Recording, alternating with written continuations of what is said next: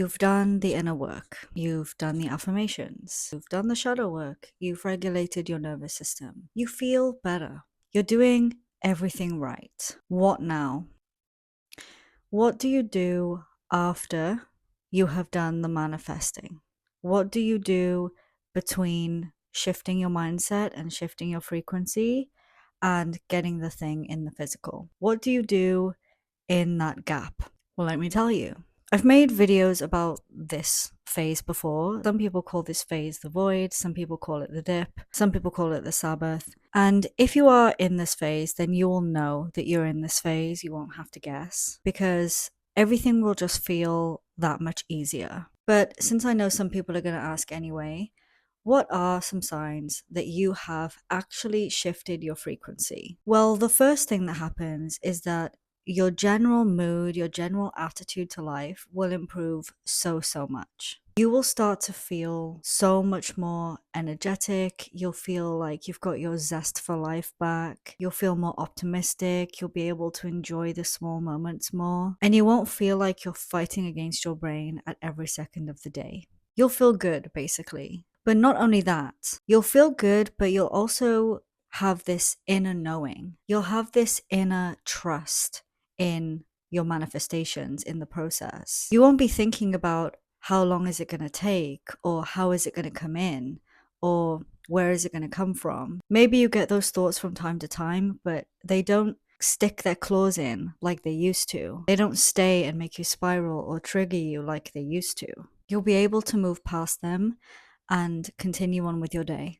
You'll be able to trust the process and trust in the universe or whatever higher power you believe in, and it will feel easy to do so. Your desires, whatever you're manifesting, will feel normal to you, and you won't have to convince yourself that it's normal for you. It will actually feel that way. When you think about having that relationship or having that amount of money, it won't cause your body to contract or cringe on itself because it will feel natural and normal, just like saying your own name or saying your own address does. It will feel exactly the same. And that's not to say that you won't get bad days or you won't get moments where you feel sad or you cry or get angry. You will still experience the full range of human emotion. But the difference is that you'll be able to recover from those things so much easier. Remember, it is not about oppressing how you feel or oppressing your thoughts. It's about slowly but surely shifting your frequency, shifting your mindset. It's not about forcing yourself to feel a certain way. It's just letting those things exist in your body and not clinging to them or making them mean anything about you or about your future. If you've done the necessary shadow work and reprogramming and nervous system regulation, then those kinds of beliefs won't have as much of a hold on you anymore anyway. If you're finding that you're still getting really triggered and you're still very affected by your circumstances, maybe you need to revisit that reprogramming process a little bit more. Maybe there's a belief that you haven't touched on properly. Maybe you need to do some shadow work again, or maybe you just need to give yourself a bit more time and grace, because healing isn't always linear and it doesn't happen in a steady trajectory. It can be up and down, up and down, up and down. And that's normal and that's fine. But now you know you are in this phase. Now you know that you have finally reached the point where you have shifted your frequency enough to be able to manifest your thing. What do? Well, this is the best part. You live your life, you have fun, make your life joyful, make your life whimsical, romanticize the shit out of everything. Even if you have a 9 to 5 that you don't particularly like, you can still romanticize that. You can still romanticize your walk to school or your walk to work. You can romanticize that morning coffee, even if it's super cheap. Doing your skincare, brushing your teeth. You can romanticize literally anything. But the point is that you are feeling good about your life now, even before the things that you want come in. Because the only reason we want anything is to make us feel good and make us feel happy. And what you focus on grows. We all know that.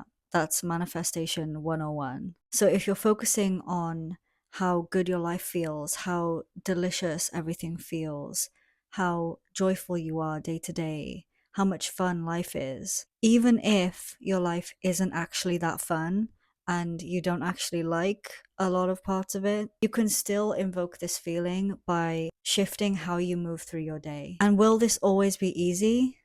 No. You're going to have days where you don't feel like romanticizing anything. You feel sad and angry and frustrated, and you're getting triggered by things. Feel your emotions. But we want to get back into that state of feeling good as soon as we can. We don't watch endless manifestation videos, endless self improvement and making yourself a project. We don't try to optimize every single second. And we also don't resist our current situation. And especially, we don't sit around and wait. And that's a really important aspect as well. And I talk about this a lot, but you do not want to sit around and wait.